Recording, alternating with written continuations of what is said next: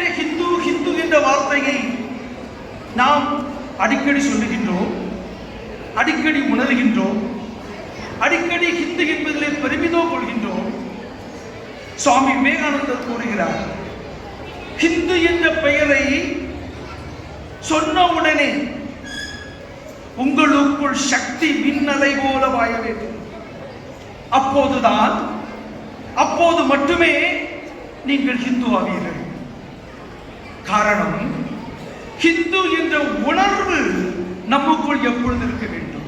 ஹிந்து என்பது என்னுடைய உயிர், ஹிந்து என்பது இந்த மண், ஹிந்து என்பது எனது மூச்சு, ஹிந்து என்பது இங்குள்ள மலை, ஹிந்து என்பது இந்த தேசத்தினுடைய நதி, ஹிந்து என்பது இந்த தேசத்தினுடைய மரம்.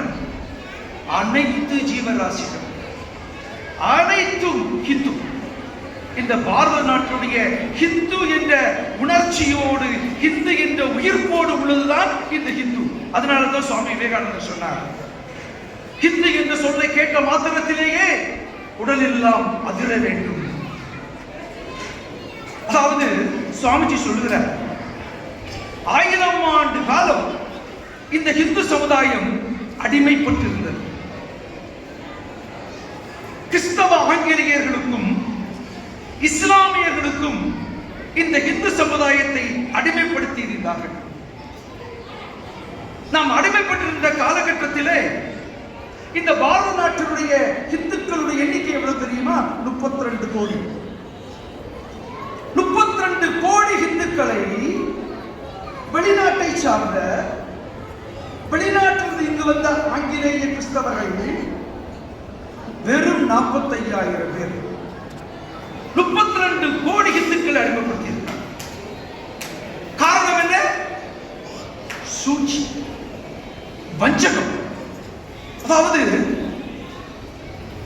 ஒரு சின்ன உதாரணம் நேரடியா சொல்றேன். நான் மெக்காலே என்ற வெளிநாட்டை சேர்ந்த பாதிரியார், மெக்காலே என்பவன் வெளிநாட்டை சார்ந்த ஆங்கில நாட்டை சார்ந்தவன். அவன் நம்ம நாட்டிலே வந்து இந்த பாரத நாட்டுடைய இந்து சமுதாயத்துடைய இந்து மக்களுடைய வரலாற்றை எழுதுகின்றான். அந்த வரலாற்றில் என்ன எழுதுகிறான்? Alexander is the great. யார் இந்த அலெக்சாண்டர்? வெளிநாட்டை சார்ந்தவன், நம்மை அடிமைப்படுத்தியவன், நம்மை சின்னாபின்னப்படுத்தியவன்.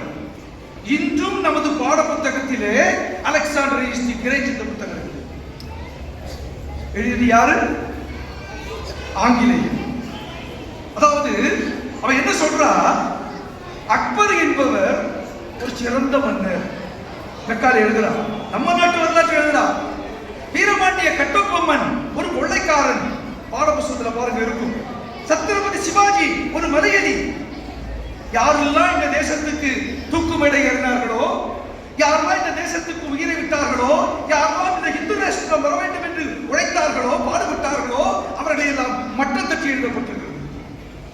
7ஆம் வகுப்பு 6ஆம் வகுப்பு ஒரு புஸ்தகம், முயற்சியே வெற்றிக்கு வழி. பாருங்க, கஜினி முகமது 16 தடவை படையெடுத்தார் சோமநாதபுரம் ஆலயத்தினர். 17வது தடவை வெற்றி பெற்றார். கஜினி முகமது போல் நாம் இருக்க வேண்டும். கொள்ளையடிச்சார். ஜூனியர் விகடனில் வந்தார்கள், வென்றார்கள், சென்றார்கள்.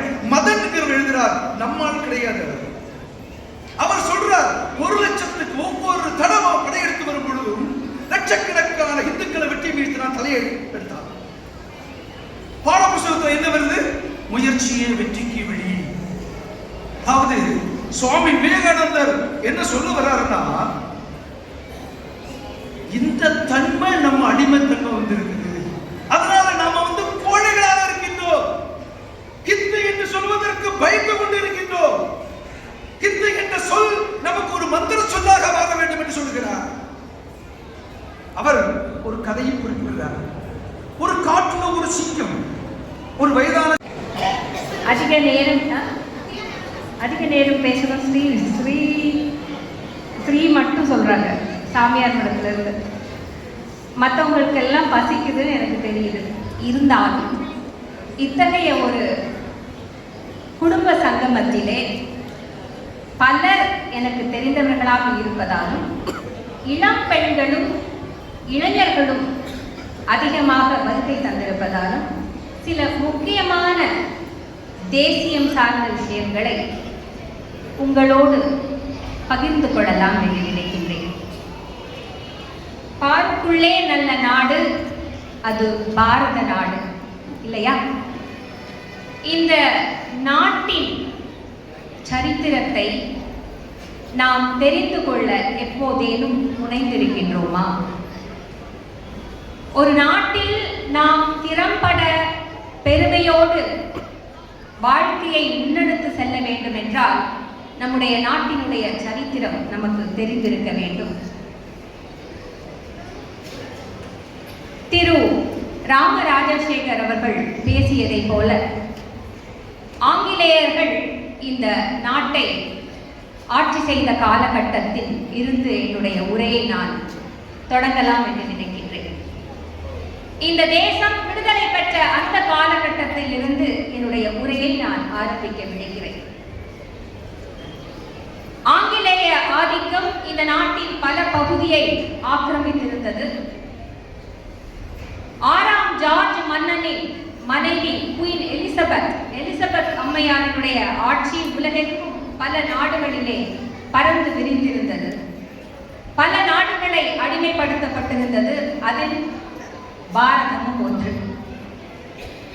இங்கே மிகவும் சீரிய தன்மையோடு கிளர்ந்திருந்த இந்திய விடுதலை போராட்டத்தின் பின்னணியில் இந்த நாட்டிற்கு விடுதலையை அழித்து விடலாம் என்று வெள்ளைக்கார ஏகாதிபத்திய அரசாட்சி செய்து கொண்டிருந்தவர்கள் முடிவுக்கு வந்தார்கள். அதன் பின்னணியில் ஆகஸ்ட் 15ஆம் தேதி 1947ஆம் ஆண்டு நம்முடைய நாட்டிற்கு சுதந்திரம் கொடுப்பதென்று ஆங்கில பிரிட்டிஷ் அரசாங்கத்தினர் முடிவுக்கு வந்தார்கள். ஜவஹர்லால் நேரு அவர்கள் முதல் பிரதமராக பதவியேற்றுக் கொண்டார்.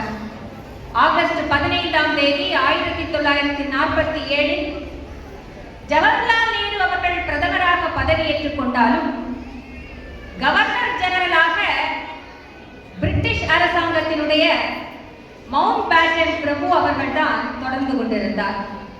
அவர் இந்த நாட்டிற்கு பூரண விடுதலை அளிப்பதற்கான ஏற்பாடுகளை செய்து கொண்டிருந்தார்.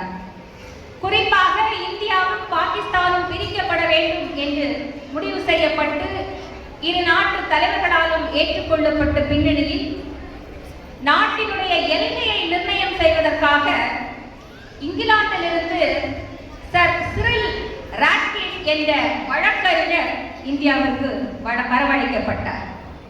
பஞ்சாபிலும் வங்காளத்திலும் எல்கையை நிர்ணயம் செய்ய வேண்டிய அவசியம் இருந்தது.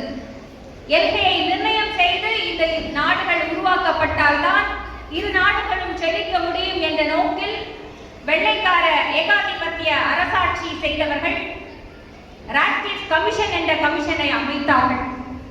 அதில் இந்தியா சார்பாக இந்தியாவின் பிரதமர் ஜவஹர்லால் நேரு அவர்களும் துணை பிரதமர் சர்தார் வல்லபாய் பட்டேல் அவர்களும் பாகிஸ்தான் சார்பாக முகமது அலி ஜின்னா அவர்களும் லியாகத் அலி கான் அவர்களும் உறுப்பினர்களாக இருக்க இங்கிலாந்தை சேர்ந்த சர் சிரில் ராட்க்ளிஃப் என்ற வழக்கறிஞர் தலைவராக நியமனம் செய்யப்பட்டார். இதன் பின்னணியில் ராட்க்ளிஃப் இந்தியாவுக்கு ஜூலை மாதம் வருகை தருகிறார். அவருக்கு 5 வாரங்கள் தரப்பட்டன.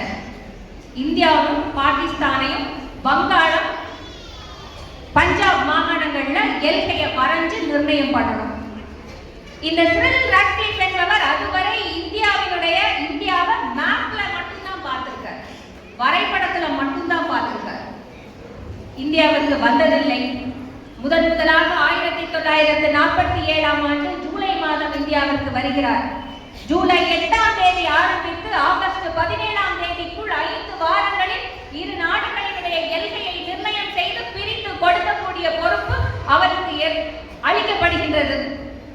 எப்படி இப்போதெல்லாம் சிவில் வழக்குகள்ல ஒரு கமிஷனரை நியமனம் பண்ணி வழக்குகளை பாவம் பண்ணி கொடுப்பதற்காக நீதிமன்றங்கள் நியமிக்கின்றதோ அதே போல வெள்ளைக்கார அரசாங்கம் எலிசபெத் ராணியாருடைய ஆட்சி செய்த அவர்களுடைய அரசாங்கம் மவுண்ட் பேட்டன் பிரபு அவர்களுடைய வழிகாட்டுதலின் பேரில் இந்த சிரில் ராட்க்ளிஃப் அவர்களை நியமிக்க அவர்களுடைய தலைமையில் 5 வாரங்கள்ல எல்கையை வரைஞ்சு எல்கையை அளந்து 2 நாட்டோட எல்கையை வங்காளத்திலேயும் பஞ்சாபிலையும் பிரித்து கொடுத்தார்கள். அதற்கப்புறமும் 562 பிரின்ஸ்லி ஸ்டேட்ஸ் என்று அளிக்கப்படக்கூடிய என்று அறியப்படக்கூடிய பகுதிகள் மன்னராட்சியின் கீழ் இருந்தது. இந்தியாவின் இரும்பு மனிதர் என்று அறியப்பட்ட துணை பிரதமர் பட்டேல் அவர்கள் நாடு முழுக்க விஜயம் செய்து இந்த 562 ராஜ்யங்களும் நம்முடைய நாட்டோடு இணைத்தார். அந்த வேலையும் தொடர்ந்து நடைபெற்றுக் கொண்டிருந்தது. அவ்வாறு கிட்டத்தட்ட முழுமையாக இந்த நாடு பல்வேறுபட்ட சிற்றரசர்களின் கையில் இருந்து இந்தியாவோடு இணைக்கப்பட்டு முழுமையான ஒரு குடியரசாக உருவாகக்கூடிய ஒரு சூழ்நிலையில் ஜூன் 21ஆம் தேதி 1948ஆம் தேதி மவுண்ட் பேட்டன் பிரபு தன்னுடைய கவர்னர் ஜெனரல் பதவியை ராஜினாமா செய்ய இந்தியர் ஒருவர் முதலும் கடைசியுமாக அந்த பதவியை ஏற்கின்றார். அவர் வேறு யாரும் அல்ல, நம்முடைய மாநிலத்தை சேர்ந்த ராஜகோபாலாச்சாரியார். அதன் பின்னணியில் ஜனவரி 26,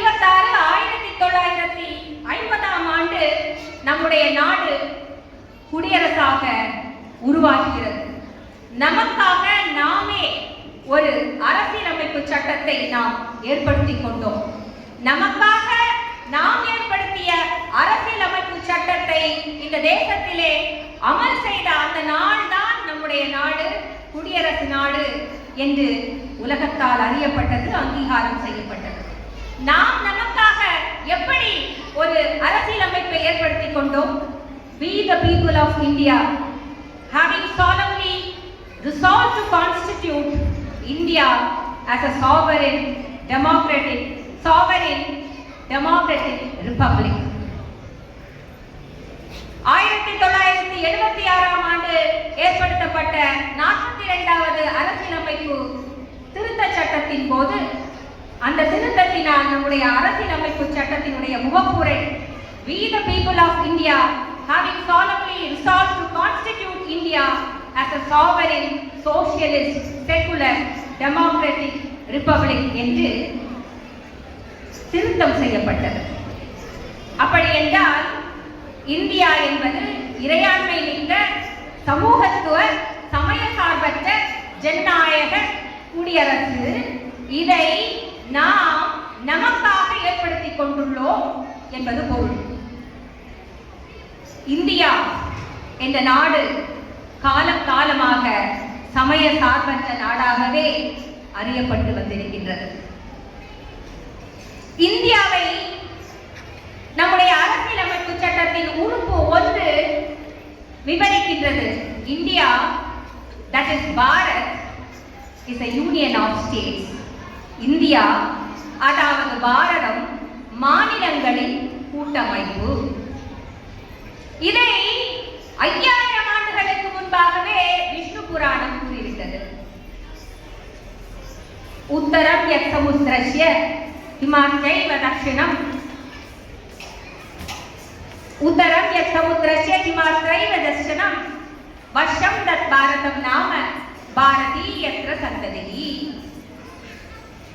3 கடல்களுக்கு வடக்காகவும் இமாலயத்திற்கு தெற்காகவும் அமையப்பட்டிருக்கின்ற அந்த பகுதியே இந்திய பாரதம் என்று அறியப்படுகின்றது. அதில் வாழ்ந்து கொண்டிருப்பவர்கள் பாரதியர்கள் ஆவார்கள். விஷ்ணு புராணம் எதை சொன்னதோ அதைத்தான் நம்முடைய அரசியலமைப்பிலே நாம் நமக்காக உருவாக்கி கொண்ட அரசியலமைப்பிலே உறுப்பு 1 நாம் சொல்லுகின்றோம். India, that is Bharat, is a union of states. இமாலயத்திற்கு தெற்கும் கடலுக்கு சமுத்திரத்திற்கு வடக்குமாக இருக்கக்கூடிய அந்த நிலப்பரப்பு இந்தியா பாரதம் என்று அறியப்படுகிறது. ஆக இந்தியா என்பது நம்முடைய நாடு என்றால் பாரதம் என்பது நம்முடைய தேசம். காலம் காலமாக இந்த தேசம் 5000 ஆண்டுகளாக இமயம் முதல் குமரி வரை கன்னியாகுமரி முதல் காசி வரை, காசி முதல் ராமேஸ்வரம் வரை ஒருமைப்பாட்டோடு ஒரே தேசமாக அறியப்பட்டிருந்தது. காலத்தால் சிதறி கிடந்த பல்வேறு நாடுகளாக சிதறி கிடந்த அந்த பல்வேறுபட்ட நாடுகள் ஒரே நாடாக, ஒரே இந்தியாவாக நாம் நமக்கால் ஏற்படுத்திக் கொண்ட அரசியல் சாசனத்தின் பலத்தோடு ஜனவரி 26ஆம் தேதி 1950 ஒரு மிகச்சிறந்த மிகப்பெரிய குடியரசு நாடாக நம்மை வழிநடத்திக் கொண்டிருக்கின்றோம்.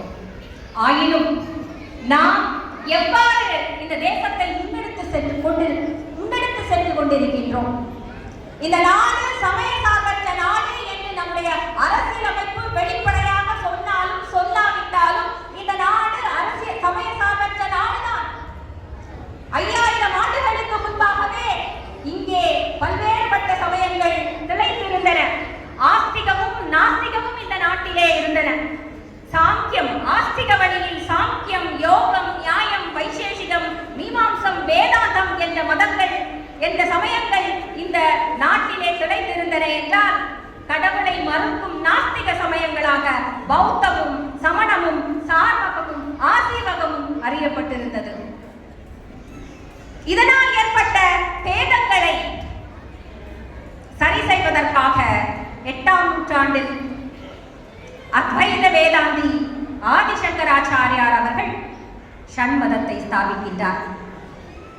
சைவம், வைணவம், சாக்தம், கானாபத்தியம், சௌரம், கௌமாரம் என்று நெறிப்படுத்தி ஷண்மதத்தை ஸ்தாபிக்கின்றார். சைவமும் வைணவமும் சாக்தமும் கானாபத்தியமும் சௌரமும் கௌமாரமும் இந்த நாட்டினுடைய சமயங்கள் என்று பிரகடனம் செய்கின்றார். ஆனால் நம்முடைய அரசியல் அமைப்பினுடைய தந்தை டாக்டர் அம்பேத்கர் அவர்கள் ஹிந்து என்ற வார்த்தையை அருஞ்சொற்பொருள் நம்ம படித்திருப்போம். அதனுடைய பொருளை ஹிந்து திருமண சட்டம், ஹிந்து சக்சஷன் ஆக்ட், ஹிந்து வாரிசுரிமை சட்டம் ஆகியவற்றில் ஹிந்து என்ற வார்த்தையை அவர் விவரிக்கின்றார். யார் Hindu? Hindu means any person who is a Hindu by religion in any form or development, including Veerashaiva, a Lingayat, follower of Brahma Samaj, Arya Samaj, Prarthana Samaj, any person who is a Buddhist, Jaina or Sikh by religion, who is not a Muslim, Christian, Parsi or Jew by religion. Hindu என்றால் ஹிந்து என்ற சமயம் சார்ந்த எந்த ரூபத்தில் இருக்கக்கூடிய ஒரு வழிபாட்டு முறையை சார்ந்தவர்களாக இருந்தாலும், வீர சைவர்கள், லிங்காயத்துகள், பிரம்ம சமாஜ், ஆரிய சமாஜ், பிரார்த்தன சமாஜ் ஆகியவற்றை பின்பற்றுபவர்கள், பௌத்தர்கள், சமணர்கள், சீக்கியர்கள், இவர்கள் எல்லாரும் இந்துக்கள். கிறிஸ்தவம், இஸ்லாமியம், ஜூக்கள், பார்சிகள் நீங்களாக இந்த நாட்டிலே வசித்துக் கொண்டிருக்கக்கூடிய அனைவரும் இந்துக்கள் என்று அண்ணல் அம்பேத்கர் அவர்கள் விவரித்து, அதன் அடிப்படையில் நம்முடைய அரசியல் சாசனமும் அதன் பின்னணியில் பலவிதமான பர்சனல் லாஸ் என்று அறியப்படக்கூடிய தனி ஒவ்வொரு மதம் சார்ந்த சொத்துரிமை சட்டங்களும் திருமண சட்டங்களும் இந்த நாட்டிலே உருவாக்கப்பட்டு இன்று வரை பின்பற்றப்பட்டு வந்து கொண்டிருக்கின்றது.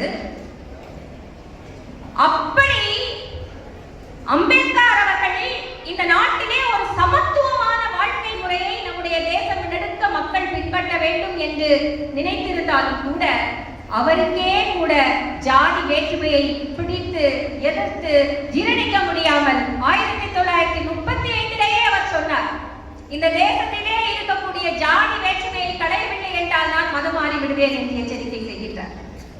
சுதந்திரம் பெற்றாகிவிட்டது. அவரே காலத்தின் கட்டாயம், அவரே மகர் வகுப்பை சேர்ந்த, தாழ்த்தப்பட்ட மகர் வகுப்பை சேர்ந்த, மகாராஷ்டிர மண்ணை சேர்ந்த அம்பேத்கர் அவர்களே நம்முடைய அரசியல் சாசனத்தை வரையக்கூடிய குழுவின் தலைவராக இடம்பெறுகின்றார். மிகச்சிறந்த அறிஞர்களுடைய துணையோடு அரசியல் சாசனம் ஒரு சமத்துவத்தை சட்டத்தை ஏற்படுத்தி தந்த பின்னரும் கூட இந்த நாட்டில் மிக கொடிய விஷமாக திளைத்துக் கொண்டிருந்த ஜாதி வேற்றுமையை எதிர்த்து அவர் அக்டோபர் 14ஆம் தேதி 1956ஆம் ஆண்டு 6 லட்சம் இந்துக்களோடு தீக்ஷா பூமி என்ற பகுதியிலே மகாராஷ்டிர மாநிலத்தின் நாகபுரி என்ற நாக்பூரிலே 6 லட்சம் பேரோடு பௌத்த மதத்திற்கு மதம் மாறினார். அந்த பௌத்தர்களும் இந்துக்கள் தான் என்று அவர் வகுத்த இந்து திருமண சட்டம் சொல்லுகின்றது. பௌத்தர்களும் இந்துக்களே. இன்றைக்கும் கூட இந்த நாட்டில முக்கியமான கவலைப்பட வேண்டிய சமூக கேடு, களையப்பட வேண்டிய சமூக கேடு என்றால் எனக்கு முன்பாக பேசிய சகோதரர் அவர்கள் பேசியதைப் போல நாம் தீண்டாமையை ஒழிக்க வேண்டும். மிகச்சிறந்த கல்வியை பல்லோரும் பெற்றாகிவிட்டது. எல்லோரும் கல்வி கற்றவர்களாக முனைந்து கொண்டிருக்கின்றோம். கல்வியில் மேம்படுவதற்காக முயற்சி செய்து கொண்டிருக்கின்றோம். ஆயினும் தீண்டாமை என்ற தீமையை நம்மால் ஏன் களைய முடியவில்லை? இந்த மாநிலத்திலே ஆணவ கொலைகள் மிக அதிகமாக நடைபெறுகின்றது. ஆணவ கொலைகளை நீதிமன்றங்களிலே நீதி பரிபாலனம் செய்யக்கூடிய என் போன்ற நீதிபதிகள் கையாளும் போது அந்த கொலைகள் நடத்தப்படக்கூடிய கொடூரமான விதத்தை நாங்கள் கையாளும் போது உள்ளம் நடுங்கி போகின்றோம், நெஞ்சம் பதறி போகின்றோம். அத்தனை மோசமான ரீதியிலே ஆணவ கொலைகள் நடைபெற்றுக் கொண்டிருக்கின்றன. சமீபத்திலே நடைபெற்ற ஒரு ஆணவ கொலையை சார்ந்த ஒரு வழக்கை நான் கையாண்ட போது என்னுடைய தீர்ப்பின் முகப்புரையிலே நான் சொன்னேன், justice has long been measured in this land not by the status of the accused, not by the status of the accused, but by the depth of the wrong and the voice of the aggrieved. இந்த நாட்டில் காலம் காலமாக நீதி என்பது குற்றவாளியினுடைய சமூக அந்தஸ்தை பொறுத்து அளவீடு செய்யப்படுவதில்லை. குற்றங்களின் தீவிரத்தன்மையையும் பாதிக்கப்பட்டவர்களின் அவல குரலையும் கணக்கில் கொண்டே அளந்து நீதி பரிபாலனம் செய்யப்படுகின்றது. அப்பேற்பட்ட நாடு இந்த நாடு. தர்மத்தை நிறுவுவதற்காக வாழ்ந்து ஆண்டோர்கள் விட்டு சென்ற சரித்திரத்தை கொண்ட நாடு. மெட்ராஸ் உயர் நீதிமன்றத்திலே மனுநீதி சோழனுடைய சிலை நிறுவப்பட்டிருக்கும். மனுநீதி சோழன் எப்பேற்பட்ட அரசன்? சோழ நாட்டிலே எப்போது வேண்டுமானாலும் குடிமக்கள் தங்களுடைய குறைகளை சொல்லுவதற்காக ஒரு மணி தொங்கவிடப்பட்டிருக்கும். அதில் ஒரு நாள் ராஜபாட்டை எல்லாருக்கும் தெரிஞ்ச கதைதான், ஆனாலும் நான் ஞாபகப்படுத்த விரும்புகின்றேன். சோழ நாட்டு ராஜபாட்டை வீதியிலே அரசனுடைய அரண்மனையிலிருந்து புறப்பட்ட தேர் ஒன்று அந்த ராஜ்யத்தின் கன்றுக்குட்டி ஒன்றின் மீது ஏறி கொன்றுவிட்டது. அதனை பொறுக்காத தாய் பசு மனுநீதி சோழனுடைய நீதி பரிபாலனம் செய்யக்கூடிய மணியை, குறை தீர்க்கும் மணியை இழுத்து அடித்து, மணியை அடித்து சப்தம் செய்கின்றது, ஓசை எழுப்புகின்றது. மனுநீதி சோழன் விரைந்து போய் பார்த்தபோது அதிசயித்து போனான். ஒரு பசு தான் ஆட்சி செய்யக்கூடிய ராஜ்யத்தில், நாட்டில் குறை ஏற்பட்டிருப்பது மனிதனுக்கானாலும் மாக்களுக்கானாலும் அது ஒரே தன்மையோடு நான் அனுப்புவேன் என்று அந்த கன்றை கொன்றது. தன்னுடைய மகன் இளவரசன் பட்டம் கட்ட வேண்டிய இளவரசன் என்று தெரிந்த பின்னும் அதே தேர்காலில் இட்டு கொன்ற சரித்திரம் அந்த அரசுடையது.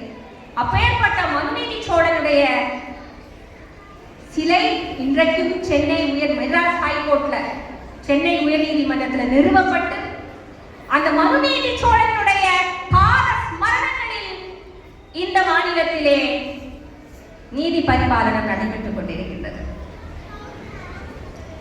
2023ஆம் ஆண்டு பிப்ரவரி 7ஆம் தேதி நான் நீதிபதியாக பதவியேற்ற போது, அதற்கு முன்பு வழக்கறிஞராக பிராக்டிஸ் பண்ணிட்டு இருக்கும் போது நான் பலமுறை பார்த்திருக்கிறேன். நீதிபதிகளுக்கு முன்பாக ஒரு செங்கோலை நீதிமன்ற அலுவலக உதவியாளர் எடுத்து செல்வார். அப்போது எனக்கு ஒன்றும் பெரிதாக அதை பார்த்து தோன்றவில்லை. ஆனாலும் நான் பதவியேற்ற அன்று எனக்கு முன்பாக ஒருவர் நீதிமன்ற ஊழியர் ஒரு செங்கோலை எடுத்து சென்ற போது நான் கொஞ்சம் பதறி போனேன். கொஞ்சமில்லை, ரொம்பவே பதறி போனேன். பதவி ஏற்ற பின்பு அடுத்த நாளே சென்னை மெட்ராஸ் ஹைகோர்ட் மதுரை கிளையிலே நான் ஜட்ஜாக நீதிபதியாக என்னுடைய பணியை தொடர வேண்டும் என்று தலைமை நீதிபதி அவர்கள் எனக்கு உத்தரவிட்ட போது மதுரையில் வந்து நான் செய்த முதல் வேலை, எனக்கு முன்பாக அந்த செங்கோலை எடுத்து செல்ல வேண்டாம், அந்த செங்கோலை என்னுடைய நீதிமன்ற அலுவலகத்திலே ஒரு இடப்புறமாக அதை ஸ்தாபித்து தினமும் அதிலே விளக்கிட்டு நமஸ்கரித்து நீதி வழுவாமல் நான் நீதி பரிபாலனம் செய்ய வேண்டும் என்று அதனை வணங்கித்தான் நான் ஒவ்வொரு நாளும் நீதிமன்றத்திலே அந்த டயஸ்ன்னு சொல்லுவாங்க, இது ஒரு உயரமா இருக்காங்க, மேல உட்கார்ந்து நீதி பரிபாலனம் செய்கின்றோம். அந்த அளவுக்கு இந்த நாட்டிலே தர்மம் சார்ந்த அறம் சார்ந்த வாழ்க்கை முறை. செங்கோல் என்பது மதுரையிலே செங்கோல் நிறுவி ஆட்சி செய்து கொண்டிருப்பது அன்னை மீனாட்சி மட்டுமே. அவளுக்கு இணையாக நமக்கு முன்பாக செங்கோலை எடுத்து செல்ல தகுமா என்று பதறி அன்னை மீனாட்சிக்கே அந்த செங்கோலை சமர்ப்பித்து அவள் சாட்சியாக அந்த செங்கோலுக்கு விளக்கிட்டு நீதி பரிபாலனம் செய்யக்கூடிய நீதிபதிகள் வாழ்ந்து கொண்டிருக்கக்கூடிய தேசம் இந்த தேசம். நாடு முழுக்க இப்பேற்பட்ட அளவிலே நம்முடைய குடியரசு 3 தூண்களாக ஜுடிஷியரி, எக்ஸிகியூட்டிவ் ஞானத்தையும் வளர்த்துக் கொள்ள வேண்டும். தனிமனித உரிமை, தனிமனித திறமை, நம்முடைய ஒவ்வொருவருடைய திறன் எப்படி மேம்பாடு அடைய முடியும், அதற்கு ஆண்களும் பெண்களும் நீங்கள் யார் என்பதை அறிய வேண்டும். எப்படி அறிந்து கொள்ள போகின்றீர்கள்? சுவாமி விவேகானந்தர் சொல்லியிருக்கிறார், education is the manifestation of perfection which is already in man. கல்வி என்பது ஒரு மனிதனுக்கு உள்ளே இருக்கக்கூடிய முழு நிறைநலத்தை, ஒரு மனிதனுக்குள்ளே ஏற்கனவே இருக்கக்கூடிய முழு நிறைநலத்தை உண்மையாக வெளிக்கொண்டு வர வல்லது. கல்வி என்ற ஆயுதத்தால், கல்வி என்ற கருவியால் நாம் நம்முடைய திறனை வளர்த்துக் கொள்ள வேண்டும். அவர் கல்வி என்று சொன்னது ஏட்டு கல்வியை மட்டுமா? ஒரு BA, BSc, MA, MSc, LLB போன்ற பட்டங்களை பெற்றுத் தரக்கூடிய கல்வியை மட்டுமா? நிச்சயமாக இல்லை. வாழ்க்கை